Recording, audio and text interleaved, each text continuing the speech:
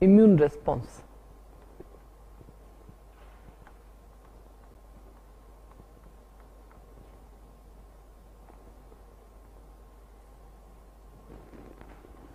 Before that, I will tell you a bit about MSC, because a knowledge of MSC is required to understand immune response. How many MSC molecule are there? MSC is what? Major histocompatibility complex. They are located in the chromosome number 6, short arm of chromosome number 6. There are 3 MSCs, 1, 2 and 3. MSC 1 and MSC 2 are involved in antigen presentation. They are involved in antigenic presentation. They say that MSCs are extracellular or intracellular. MSCs are extracellular. For example, MSC 1 is present mainly in the outside of the cell. They will have an intracytoplasmic tail, but the majority of MSC 1 and MSC 2 are outside. MSC 1 has got 4 extracellular domains which are named as alpha 1, alpha 2, alpha 3 and beta 2 domains. Whereas MSC 2, the domains are, distal domains are alpha 1, beta 1, the proximal domains are alpha 2 and beta 2. What is the role of MSC? If you see, the role of MSC is antigen binding. As I told you earlier, if you remember, when an antigen comes, it will be captured by APC, small antigenic fragments, and the smaller antigenic fragments will be presented on the group of MSC to what? T cell. Okay? So you can have a look here. It is the group of, so if they ask the peptide, antigenic peptide binding area is, antigenic peptide binding area of MSC, if they ask, then the answer is, for MSC 1 it is a junction of alpha 1, alpha 2. This is the area where the peptides will come, the antigenic peptides will come and bind like this. And it is a junction of alpha 1 and beta 1. This is the peptide binding domain for MSC 2. At the same time, one more function of MSC is, a part of MSC will be bound to either CD4 molecule or CD8 molecule. You know that MSC 1 will present the antigen into CD8 T cell. MSC 2 will present the antigen into CD4 T cell. So they say that in MSC 1 it is the alpha 3 domain which binds to CD8 molecule of cytotoxic T cell, and in MSC 2 it is the beta 2 domain which binds to CD4 molecule of T helper cell. Okay, it will be difficult to understand, but when I tell immune response, these things will become even clear. They ask which part of MSC has which responsibility, which part of MSC binds to antigenic peptide, which part of MSC binds to CD4 or CD8 molecule. Let us discuss immune response so that these points will be clear. And of course, what is the role of MSC3? MSC3 is, it is not used in antigenic presentation. Instead of that, MSC3 it codes for various complement proteins, which are used in immune response, like complement proteins like C2, C4, C3, convertase, properdin. All these are coded by MSC 3. Apart from that, heat shock protein. Okay, tumor necrosis factor alpha, beta. So genes for all these proteins are located in MSC3. So they code for all these proteins, but they are not involved in antigenic presentation. Fine. So this is the one question they asked. And where MSC1 and MSC2 will be located? MSC1 is located in all nucleated cells, whereas MSC2 is located only on APCs, only on antigenic presenting cells, antigen presenting cells. Okay, so this is knowledge of MSC, what is important for you to understand about immune response.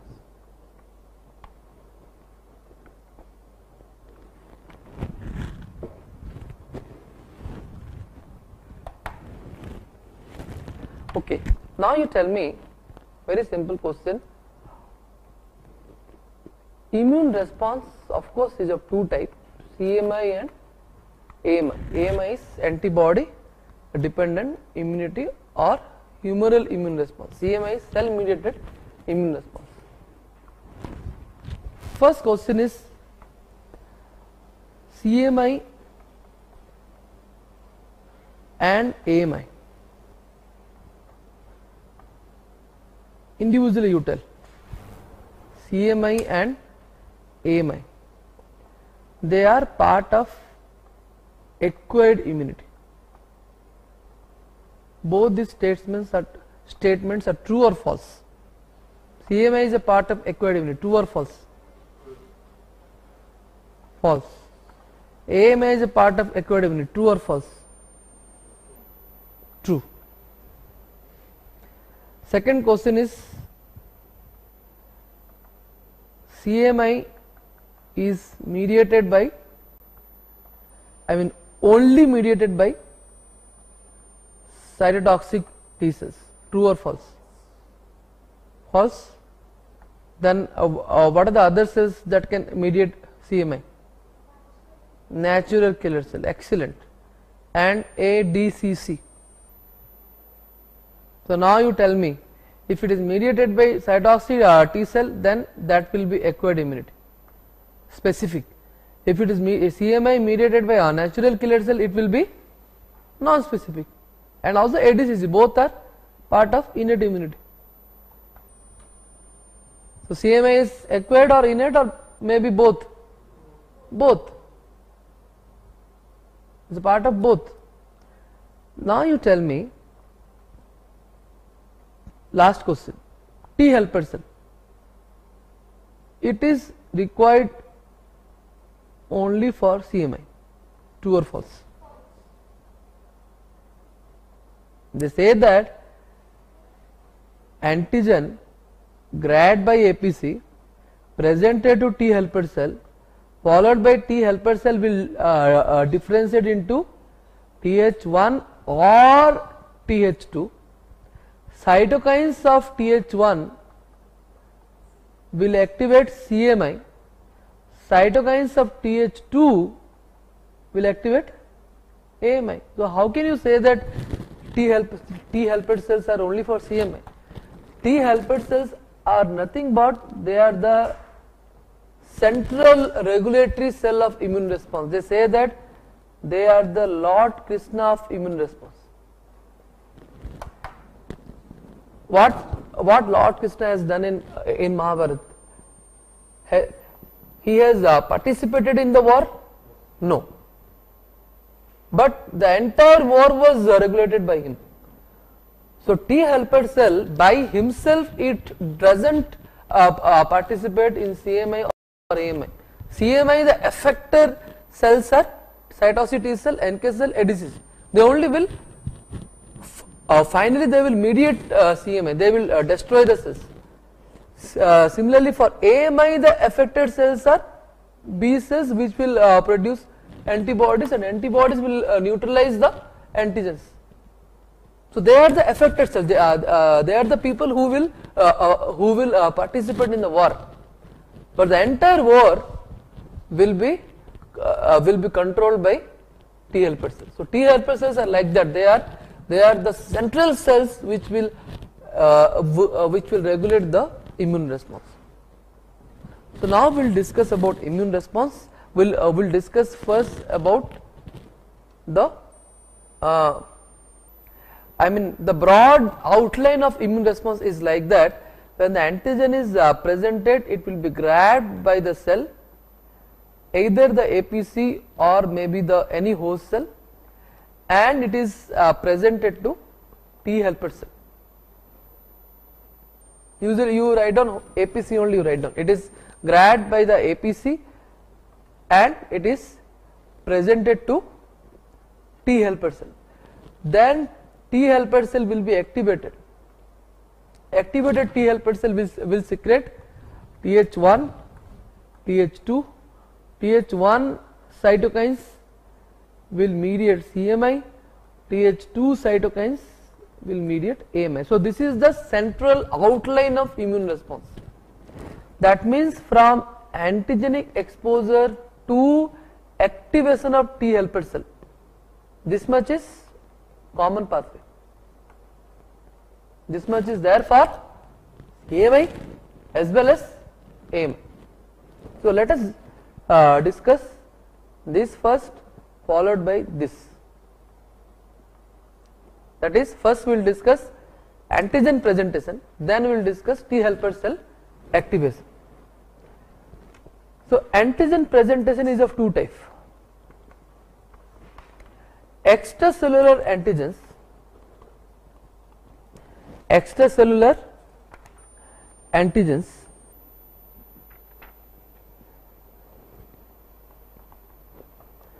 are grabbed by APC and they are presented to T helper cell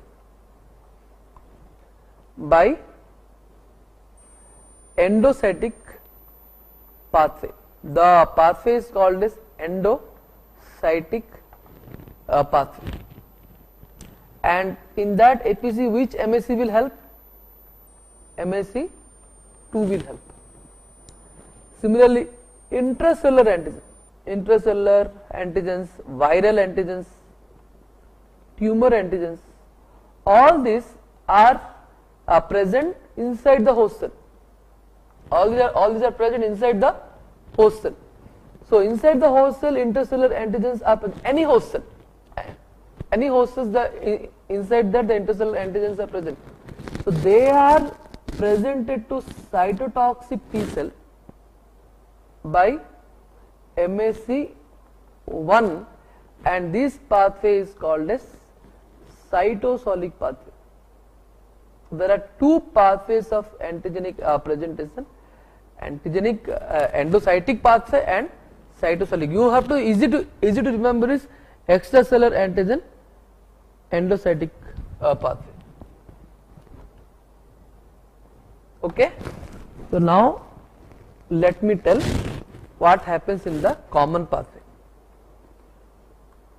Common pathway says that T helper cell will be activated. This is the last outcome of the common pathway. So how T helper cell will be activated? First antigen will come. The antigen will be grabbed by APC. APC will phagocytose the antigen.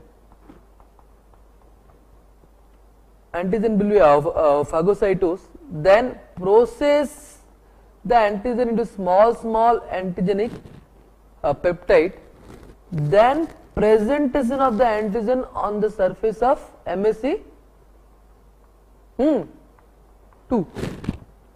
and this presentation is presented to T helper cell. T helper cell will have T cell receptor. This will bind to antigenic peptides, binding number 1. It will have CD4 molecule. This will bind to a part of MSC2 molecule, binding number 2. Which part of MSC2 molecule? I have told you. Alpha, beta 2 domain. Beta 2 domain of MSC2 molecule.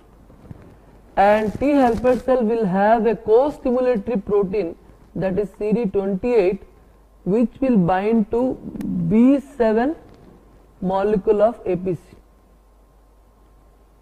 B7 molecule of APC, binding number 3. Binding number 3. Once these 3 binding take place, the T helper cell will be activated. And here one more influence will be there. The fourth interaction is APC will secrete cytokines like interleukin 1. This will act on T helper cell for activation. This is the fourth stimulus. Interleukin 1 will be released by APC and will act on T helper cell for stimulation. Once all this stimulation will fall in place, T helpers will be activated and it will be differentiated. First activated, followed by differentiated to, please remember, either or, never both, either TH1 or TH2. Okay, up to this is a common pathway. Suppose if the antigen is a extracellular antigen, I mean the AMI to be activated, then in such case the T helper 2 will be differentiated. Suppose this is a intracellular antigen, viral antigen, tumor antigen. In such case T helper TH2 will not be activated, TH1 will be activated. So depending upon what you need, accordingly the appropriate limb will be activated, either TH1 or TH2. So this much is common pathway. Now let us discuss, suppose if it is intracellular antigen, then how CMI takes place. If it is an intracellular antigen, then of course you know that TH1 will secrete various cytokines like interleukin 2 and interferon gamma. Interferon gamma is a macrophage activator. It will activate the resting macrophages to activated macrophages.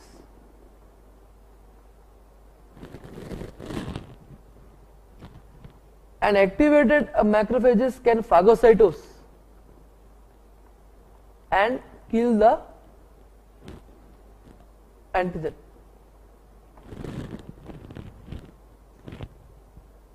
Okay, whereas interleukin 2 is a T cell growth factor.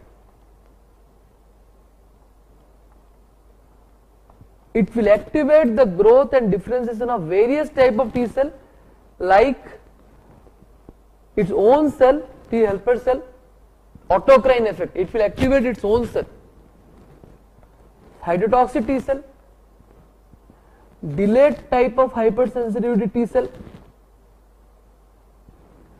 as well as it is an NK cell growth factor. It will activate even the NK cells.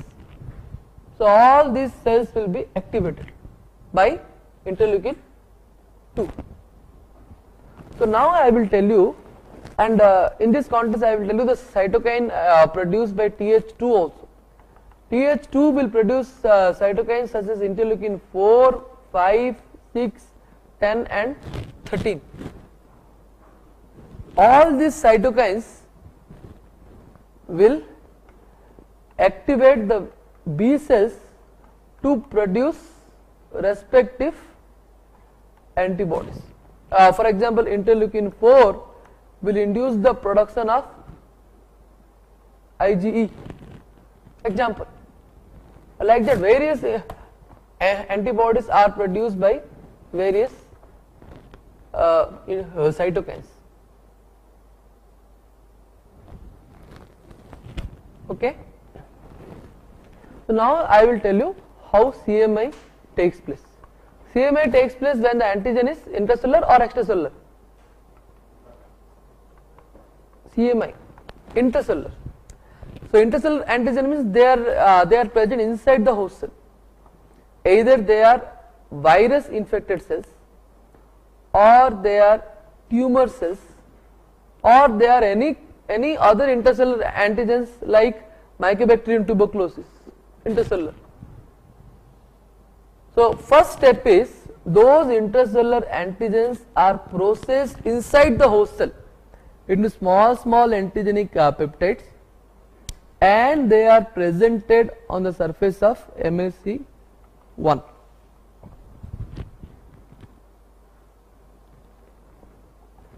Then they are presented to which cells? Cytotoxic T cells. Cytotoxic T cells will have T cell receptor binding number 1, which will bind to antigenic peptide. Will have CD8, which will bind to MSC1, binding number 2.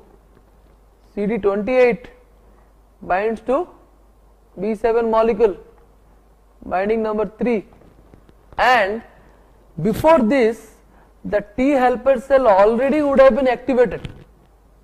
Okay, before this to happen, the first step is activation of T helper cell. T helper cell already would have been activated, and T helper 1 would have been differentiated. That would have produced interleukin 2, because interleukin 2 is required for CD8 activation. I mean cytotoxic T cell activation. So this is the cytokine stimulus, that is number 4. So these are the 4 interactions which will take place.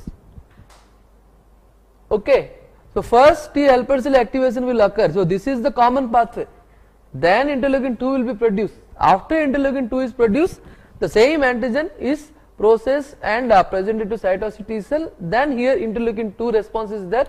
Then only after all this response, the cytotoxic T cell will be activated.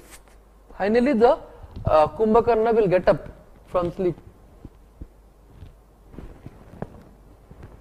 And once it gets up, Kumbhakarna means what?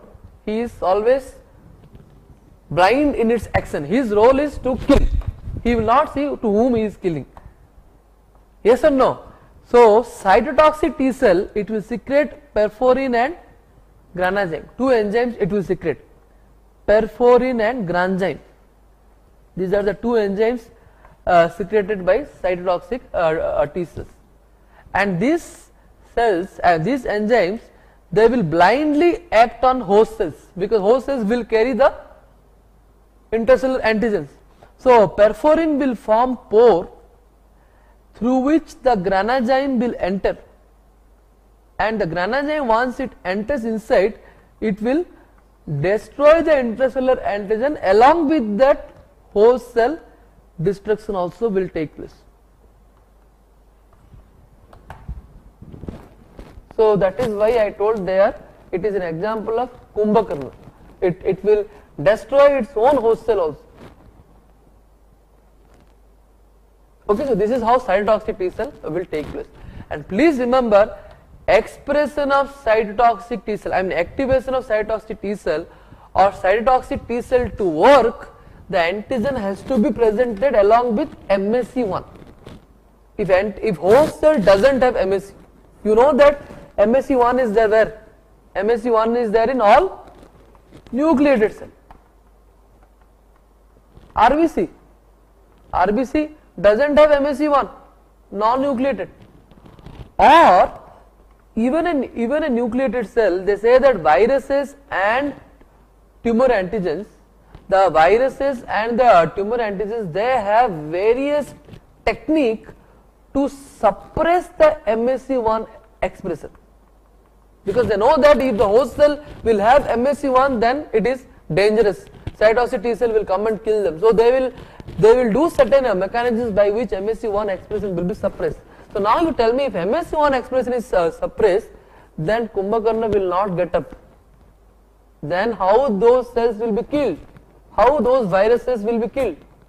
Here is the importance of second line CMI defense, that is NK cell, come into play. They say that how NK cell will work, I will tell you. NK cell has two receptors. NK cell has two receptors. This is a host cell, this is one more host cell. NK cell usually have two receptors on its surface, activation receptor and inhibition receptor. Two receptors it will have on its surface. In a normal circumstance, inhibition receptor is the dominant receptor, and inhibition receptor usually binds to MSC1 molecules. That is how inhibition receptor will be stimulated. So any host cell, okay, any host cell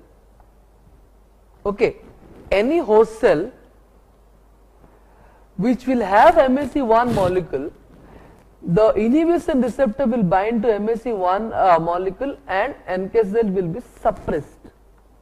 So in a normal circumstance which will have a MSC1 molecule, and NK cell will be always in a sleeping state. Even if a cell is virus infected,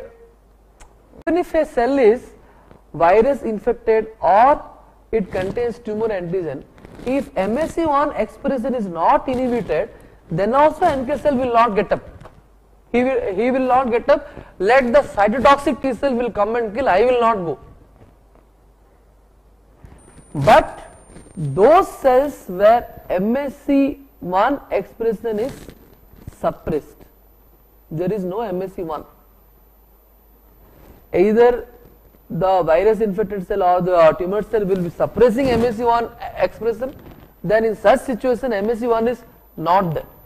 If MSC1 expression is not there, and of course these viral antigens, they will be processed into small peptides, tumor antigens will be processed into small peptides, and they will directly coat on the surface.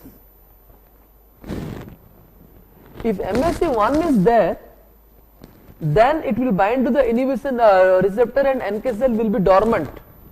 But if MSC1 is not there, then this viral antigens and the tumor antigens which are coated on the surface, they will bind to this activation receptor, following which NK cell will be activated, and NK cell will again secrete the same two enzymes, perforin and guanidine, and it will mediate similar kind of destruction, Kumbhakarna kind of destruction, like what cytotoxic T cell will do. The final mechanism of killing is same. Fine.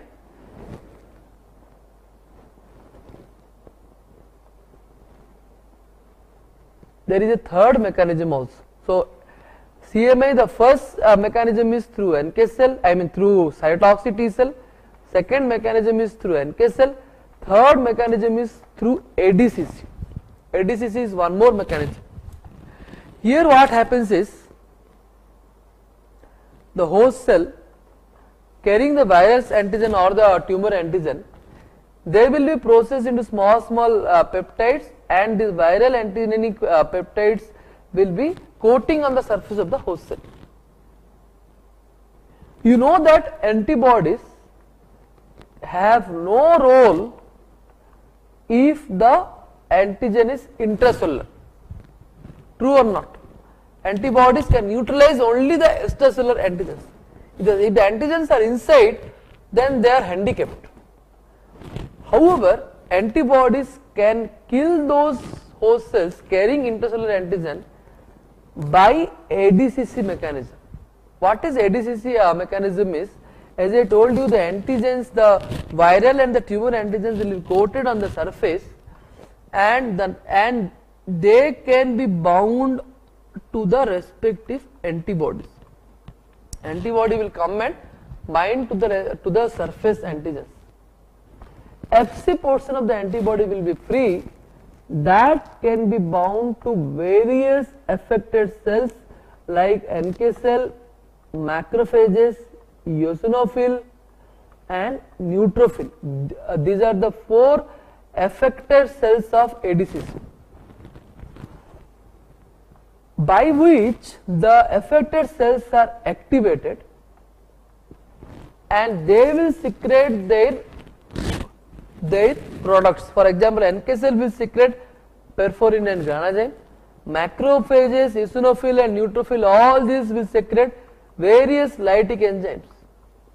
All this will again destroy the host cells carrying the intracellular antigen. So this is called as ADCC, that is antibody dependent cell mediated cytotoxicity. It is regulated by antibodies but mediated by cells. Which cells? Neutrophil, eosinophil, macrophage, NK cells. All these will mediate and they will produce cytotoxic effect in the host cells. So ADCC is again a part of CMI, but it is directed by antibodies. So that finishes your CMI. Then AMI, as I told you, I have already told you when the antigens is extracellular, processed by APC, presented to T cell. T cell will be differentiated to TH2. TH2 will secrete certain cytokine that will activate the B cell. And detail, if you want to know, then I will just outline, I will not go into the detail. What happens is B cells will be there first in the form of centroblast. So all this will be happening in the germinal center of lymph node, germinal center of secondary lymphoid follicle. So in the germinal center of secondary lymphoid follicle, B cell first will be there in the form of centroblast. Centroblast is a form of B cell that will transform to centrocytes. Centrocytes will be captured by follicular dendritic cells, so that the particular centrocyte will be selected. Selection of the centrocytes will take place by follicular dendritic cells. Then once the centrocytes are selected centrocytes, they will be centrocyte means what? They are the type of B cells. So those B cells will again interact with the activated T helper cells. T helper 2 cells will be activated now. Those T helper 2 cells will be interacting with B cells, and the particular cytokines what it secretes, that cytokine will be acting over the B cell. As a result, B cell undergo class switchover to produce antibody. Don't go into the details, just outline you have to remember. B cells undergo class switchover to produce antibody. What do you mean by class switchover? This is something they ask. Class switchover means, you know that first antibody to produce is IgM. Any B cell, the first antibody they produce is IgM. After some time, the same B cell, instead of producing IgM, it will start producing any other class, retaining the antigenic specificity. That means the FAB portion will be constant. Only the FC portion will change from IgM type to any other class type. So this is called as class switchover, and this occurs as a result of specific cytokine stimulus produced by the T helper cell. Each cytokine is responsible for stimulating the B cell towards a particular class. Okay, there is a table in the book, you can see later which cytokine will stimulate which class of antibody. Okay, so this is how the antibody mediated immune response takes place. That finishes this chapter.